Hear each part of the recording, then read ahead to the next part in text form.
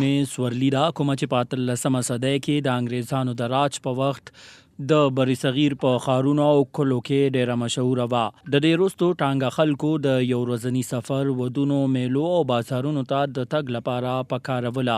ولې جدید دور راتلو سره د ټانګې ځای موټرو، رکشو، بسونو او ویګنو نیولې دی. موجوده وخت کې د ټانګې سورلي د خواصو او مالدارو خلکو شوق پاتې شوی دی.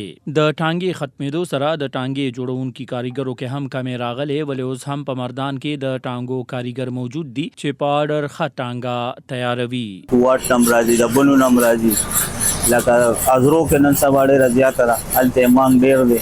هلته ټول بس انګلینډ کې پراته دي، ساتلي شي اسونه ډېر نن سبا غټه خرچه کوي او هغوی یې ساتلي شي. هغوی پکې فیلډو شو ډېر وخت تېر شو، هغوی یې چې کم دی نو ساتلي شي، بل سړی نه شي ساتلی. جاګیردار سړی به یې ساتي، د غریب سړي کار نه دی. د ټانګې ختمېدو له وجې د دې د کاریګرو پر روزګار هم بد اغېز غورځېدلی دی. په دې اړه مشتاق احمد نومې کاریګر ویلي دي.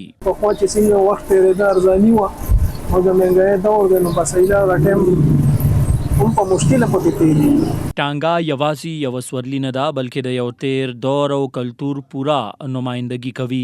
د وخت بدلون سره د ټانګې اهمیت کم شوی ضرور دی، ولې یادونه یې لا هم د خلکو په زړونو کې ژوندي دي.